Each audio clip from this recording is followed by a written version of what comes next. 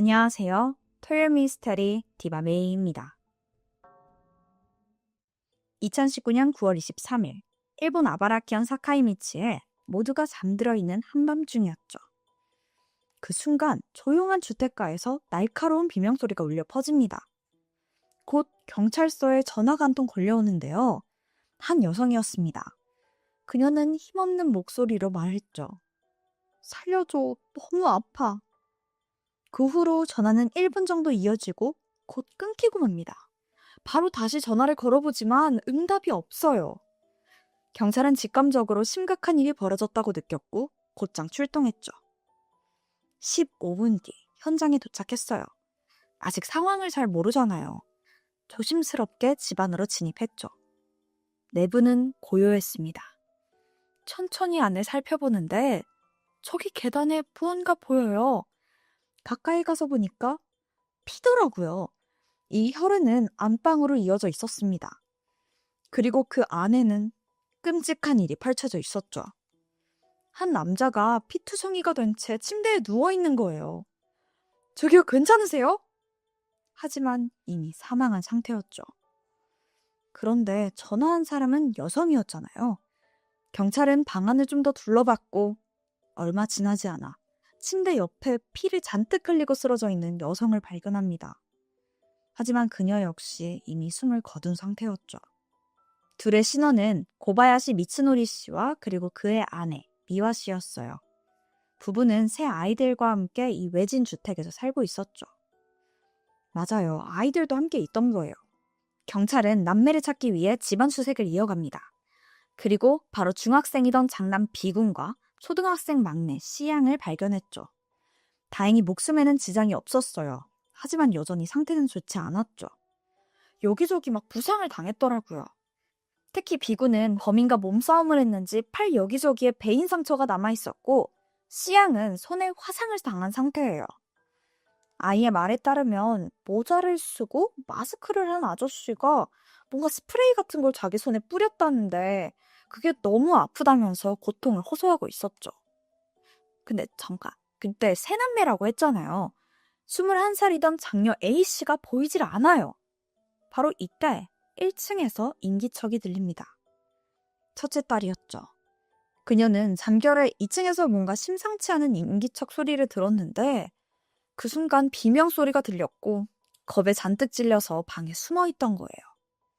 다행히 상처는 없이 멀쩡한 상태였죠. 사건 현장을 봐서는 부부가 잠을 자고 있던 중에 습격을 당한 걸로 추정됩니다. 우선 방어한 흔적이 거의 남아있지 않았었고 상처 또한 심각했죠. 얼굴과 목 등 그 상반신에는 자상이 10여 군데 남아있었고 몇몇 상처는 너무 깊어서 폐까지 뚫렸을 정도예요. 보통 이렇게까지 잔인하게 살해한 경우는 원한에 의한 범행일 가능성이 높잖아요. 게다가 앞서 말했듯이 이 사건 현장인 고바야시 부부의 집은 굉장히 외진 곳에 있었습니다. 사람들이 밀집된 주택가에서 거의 300m 이상 떨어져 있었었고 근처에는 뭐 별다른 이웃집도 없어요. 나무랑 숲으로 완전히 둘러싸여 있어서 인근 주민 중 한 명은 사건이 발생하고 나서야 여기에 집이 있었냐면서 놀랄 정도였죠. 그러다 보니까 경찰은 이 가족들과 안면이 있는 면식범의 소행이라고 생각했습니다. 사실 이렇게 생각한 데에는 또 이유가 더 있는데 사건이 밤에 일어났잖아요. 그리고 여기 주변에는 가로등도 없어서 집안도 어두웠고요. 그런데 범인은 익숙하기라도 한 듯 1층 창문을 통해서 이 집안에 침입했고 곧장 2층으로 향한 거죠. 게다가 금품을 훔친 흔적도 없어요. 그럼 강도도 아니라는 거잖아요? 그럼 이 외진 곳까지 와서 돈도 안 훔치고 부부만 살해했다? 경찰은 이게 원한 관계에 의한 살인이라고 생각할 수밖에 없었죠. 그러다 보니까 수사 초기에는 사건이 금방 해결될 줄 알았어요. 이 지역 지리가 익숙하고 또 고바야시 부부의 지인 중 한 명일 거라고 생각했으니까요. 곧장 부부와 사이가 나쁜 원한이 있을 만한 사람을 찾기 시작했습니다. 그런데 이상해요. 이 사망한 부부가 평판이 너무 좋은 거예요. 주변 사람들의 칭찬이 끊이질 않았습니다. 인간관계에 관련해서는 전혀 문제가 없었고 오히려 아주 예의 바르고 친절한 가족들이었대요. 다들 입을 모아서 누구한테 원망을 살 만한 사람이 아니라고 단호하게 말했죠. 이 부부한테 원한을 가졌다? 그건 아마도 그 사람 문제일 거다 이러는 거예요. 수사 방향에 전환이 필요했어요. 경찰은 살아남은 아이들 증언에 집중하기로 합니다. 그래도 범인을 직접 마주쳤잖아요. 그럼 그를 특정할 만한 뭔가 특징을 기억하고 있지 않을까 싶었던 거예요. 자, 아이들이 진술한 그때의 상황은 이랬어요. 당연히 한밤중이니까 남매는 잠을 자고 있었었죠. 근데 부모님이 자고 있는 그 안방에서 뭔가 비명소리 같은 게 들린 겁니다. 비몽사몽하면서 눈만 간신히 뜨는데 누군가 아이들의 방에 들어왔어요. 그러더니 막 깨우는 거예요. 눈을 떠보니까 후드에 마스크까지 낀 되게 덩치가 큰 남자가 눈앞에 서 있는 거예요. 겁에 질린 아이들은 그 사람이 시키는 대로 침대 아래로 내려왔죠. 그제서야 그 남자가 좀 자세히 보이는데 이 남자 피투성입니다. 어린 아이들이 얼마나 무서웠겠냐고요. 범인은 바들바들 떨고 있는 그 남매를 무차별적으로 공격하고는 그대로 도망친 거죠. 사실 이게 좀 이해가 안 되는데 왜 굳이 목격자를 만든 걸까요? 부부가 목적이면 그들을 살해하고 그냥 나가면 되잖아요. 아니면 자기를 본 아이들까지 죽이거나요. 굳이 목격자를 만들 이유가 없던 거죠. 게다가 21살 첫째 딸 A양은 상처 하나 없이 너무나 멀쩡했죠. 경찰은 이 알 수 없는 범인의 행동에 너무나 혼란스러웠어요. 하지만 B군과 C양 모두 범인의 얼굴을 정확히 기억하지 못했습니다. 뭔가 신원을 특정할 만한 특징은 하나도 기억하지 못했죠. 아무래도 너무 어둡고 또 겁에 질려 있었으니까 기억하기 쉽지 않았을 거예요. 그런데 다행히 주변 이웃이 사건 당일 밤 수상한 남자를 봤다고 하더라고요. 사건이 일어나기 전에 피해자 집 근처를 막 서성거리는 마스크 쓴 이상한 남자가 있었다라는 거죠. 그런데 안타깝게도 이 모든 증언은 사건을 해결하는 데에는 결정적인 증언이 되진 못합니다. 마음씨 좋은 부부를 잔인하게 살해한 범인. 고바야시 가족과 교류하던 지역 주민들은 그들을 위해서 현상금까지 직접 걸고 제보를 기다렸지만 도움이 될 만한 연락은 전혀 없었습니다. 그렇게 사건에는 진척이 없이 2개월이라는 시간이 지나고 말아요. 하지만 여전히 용의자는 특정되지 않았고요. 결국 경찰은 수사 방향을 전환합니다. 범인이 막내 손에 무슨 스프레이 같은 걸 뿌려서 굉장히 아팠다고 했잖아요. 그게 알고 보니까 곰퇴치용 최루 스프레이더라고요. 근데 이게 흔하게 사고 파는 그런 물건은 아니죠. 경찰은 여기에 집중했습니다. 그렇게 최루 스프레이와 흉기 구입처를 조사했어요. 하지만 이것도 별다른 성과가 없었죠. 그렇게 또다시 일주일, 한 달 시간은 하염없이 흘렀고 사건은 미궁 속에 빠집니다. 그러던 2020년 11월 이바라키현 경찰한테 한 통의 제보가 들어와요. 사이타마현 경찰서에서 온 전화인데 이 동네에서 소방법 위반으로 한 남자가 체포되는데 이 사람이 좀 수상하다는 거죠. 왠지 모르게 고바야시 부부 살인사건과 연관이 있어 보인대요. 이 남성의 전체는 26살이던 오카니와 요시유키였습니다. 소방법 위반이라고 했잖아요. 그게 알고 보니까 유해물질을 허가 한도 초과할 정도로 굉장히 많이 소지하고 있었던 거예요. 유황을 45kg나 가지고 있었고 각종 화학물질, 곰퇴치용 체루 스프레이, 그리고 엄청난 양의 나이프가 발견됩니다. 그가 개인적으로 소지한 칼만 71점에 달았다고 해요. 근데 여기서 좀 익숙한 것들이 있죠? 체루 스프레이와 칼? 이때 경찰은 그가 수상하다고 생각했고 도주 위험이 있어서 소방법 위반으로 우선 체포해뒀던 겁니다. 이때부터 이바라키현 경찰은 사이타마현 경찰과 합동수사를 시작해요. 그렇게 계속된 수사 끝에 오카니와를 고바야시 부부 살인사건과 연관지을 증거를 찾아낸 거예요. 2021년 5월 27일 경찰이 고바야시 부부 살인사건의 용의자 오카니와 얼굴을 공개하게 됩니다. 그런데 그의 얼굴을 보고는 일본 여론이 굉장히 당황하게 돼요. 그게 사실 그의 외모 때문이었죠. 처음에 소방법 위반으로 체포됐을 때랑 얼굴이 너무 변한 거예요. 아니, 여러분도 한번 보세요. 이게 각각 체포 당시의 사진이거든요. 그런데 전혀 다른 사람처럼 보이지 않나요? 반년 사이에 급변한 그의 외모를 두고 도주를 위해 인상을 확 바꾸고 개명도 하면서 경찰 눈을 피하려고 했던 게 아닐까라고 추정했어요. 이게 심지어 오카니와 부모님조차 아들을 못 알아봤을 정도라고 합니다. 한참 동안 얼굴을 들여다보고 나서야 그 눈매가 좀 아들 같긴 하네요 라고 하더라고요. 그가 체포되고 충격적인 사실이 하나 더 밝혀지는데 오카니와는 경찰의 예상과 다르게 피해자 고바야시 가족과는 전혀 접점이 없었어요. 애초에 거주 지역 자체도 달랐고요. 그래서 처음엔 의심받지 않았던 겁니다. 추가적으로 압수한 오카니와의 스마트폰과 컴퓨터에서 사건 전 고바야시 부부의 집을 구글 스트리트뷰로 미리 조사한 사실이 밝혀집니다. 그래서 이 외진 집을 발견할 수 있었던 거예요. 애초에 주변에 이웃이 없는 외딴 곳에 있는 집을 찾고 있었고 그렇게 고바야시 부부가 타겟이 된 거였습니다. 심지어 범행을 저지르기 전 미리 현장을 방문한 사실도 밝혀져요. 부부의 집 근처에 몰래 가서 침입 루트를 따라 동영상을 촬영해두는 등 굉장히 계획적으로 사건을 준비한 정황이 발견된 거죠. 마지막으로 현장에 남아있던 범인의 발자국이 오카니와가 신었던 그 장화 족적과 일치하면서 최종적으로 경찰은 오카니와를 이번 사건의 범인으로 확정하게 됩니다.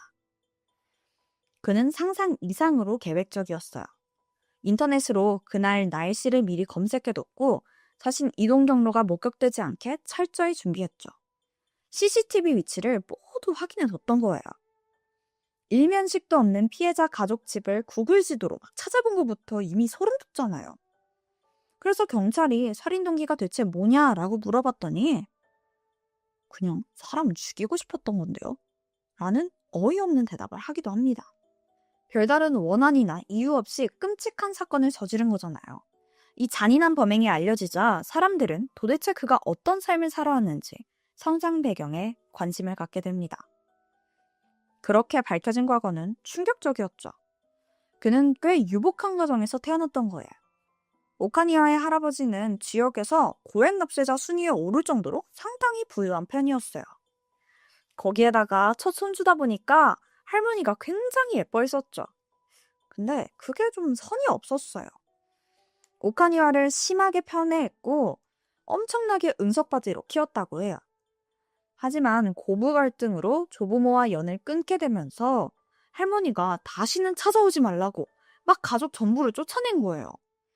그 모습을 본 오카니와는 엄청난 충격을 받았고 그 모습을 본 부모님은 또 굉장히 미안해했다고 해요.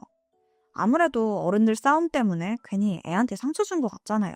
그래서 굉장히 안쓰러워했죠. 그때부터 부모의 과보호가 시작됩니다. 아니, 근데 이게 좀 심해요. 뭐 갖고 싶다고 하면은 어떻게든 그걸 다 구해다 주는 거죠. 그게 뭐 왜 필요한지 이유? 그런 건 물어보지도 않았고요. 주변 사람들이 그러다가 애 버릇 나빠져요 라고 걱정할 정도였고요. 심지어 위험한 물건, 그러니까 칼 같은 흉기요. 이런 것도 별다른 훈육 없이 그냥 막 사주는 거예요. 하루는 얘가 TV를 보다가 서바이벌 나이프를 본 거죠. 이 칼이 말 그대로 생존에 사용되는 거다 보니까 어린아이가 가지고 놀기엔 좀 위험해요. 하지만 오카니아의 부모는 그 칼이 멋있어서 갖고 싶다 이 한마디에 바로 사주더라고요. 아니 이때 오카니아는 겨우 초등학생이었습니다. 이 어린아이가 위험한 물건을 갖고 싶다고 하는데 바로 사주는 게 말이 되냐고요. 심지어 아버지는 이게 소지법에 걸릴까봐 직접 자기 명의로 구매해주기까지 합니다. 어쩌면 이때부터 문제가 시작된 것 같아요. 그를 향한 가족들의 넘치는 사랑이 오히려 독이 되어버렸던 거죠. 아무도 그를 제지하지 않았으니까요. 오카니아의 부모님은 아들이 동물을 학대하는 굉장히 잔인하고 고어한 영상을 봐도 제대로 훈육하지 않아요. 그냥 그런 거 보면 안 돼. 이 한마디가 끝이었죠. 같은 반 아이를 학교에 못 나올 때까지 집요하게 괴롭힌 적도 그때도 그냥 아무도 말리지 않았었고요. 이런 환경에서 오카니와는 점점 더 괴팍하게 자라납니다. 처음에는 뱀이나 벌레를 죽이는 정도였어요. 하지만 갈수록 그 대상과 강도는 점점 심해져 갑니다.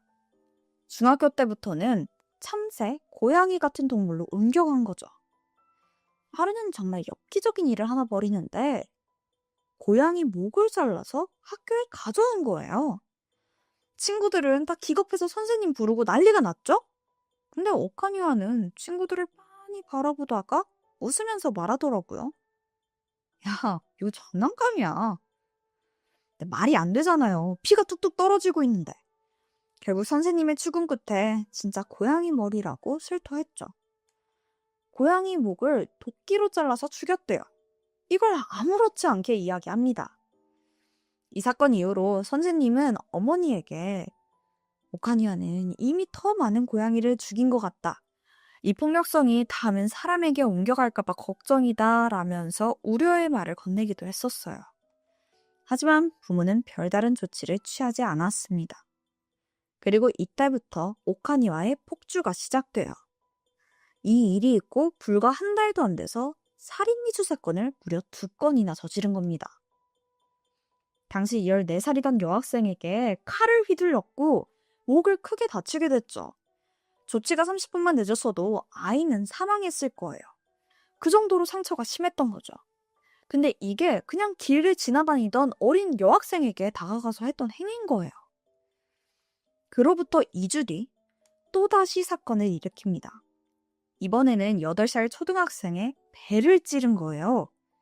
이 2건의 살인미수로 재판을 받게 됐죠? 하지만 이때 발달장애 판정을 받고 처벌이 아닌 소년원에 송치되고 맙니다. 단지 미성년자라는 이유로 고작 보호 처분을 받게 된 거죠.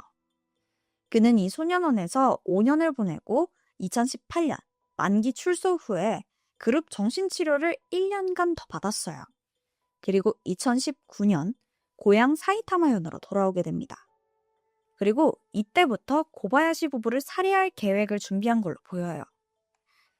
처음 살인미수를 저질렀을 때 만약에 그가 제대로 된 처벌을 받았다면 이 사건을 막을 수 있지 않았을까요? 오카니와는 계속해서 자신의 혐의를 부인하고 있다고 합니다. 결국 경찰은 고바야시 부부 살인사건에 대한 기소를 잠깐 유예하고 장남 비군에 대한 살인미수 그리고 막내 씨양에 대한 상해죄, 마지막으로 주거 침입에 대해서 우선 기소해뒀다고 해요.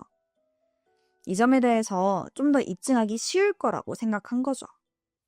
아무래도 이미 판결을 받은 범죄에 대해선 다시 기소할 수가 없잖아요. 그래서 고바야시 부부 살인사건에 대해서 조금 더 확실한 증거를 쌓게 되면 다시 기소해두려고 한 거예요. 하지만 아직 재판의 결과는 알려지지 않았습니다. 몇몇 사람들은 그가 이 사건의 범인이 아니다 하더라도 위험한 사람이라는 것은 확실하다면서 이번 기회에 사회에서 격리할 필요성이 있다는 의견을 내고 있습니다. 그저 제대로 된 심판이 이뤄지길 바랄 뿐이죠. 이런 사건이 벌어질 때마다 정말 생각이 많아지는 것 같아요. 단지 어리다는 이유로 형량을 줄여주는 게 과연 옳은 걸까요? 사실 동물학대도 마찬가지죠. 오카니와의 주변 사람들은 이미 그가 동물에서 사람으로 범행 대상을 옮겨갈 거라고 우려하고 있었어요. 이런 전조 증상을 빠르게 알아채고 뭔가 조치가 취해졌다면 이런 사건은 막을 수 있지 않았을까 싶은 생각이 드네요. 여러분은 어떻게 생각하시나요? 오늘 제가 준비한 스토리는 여기까지입니다. 그럼 저는 새로운 스토리로 다시 돌아올게요. 지금까지 토요일 미스테리 디바메이였습니다.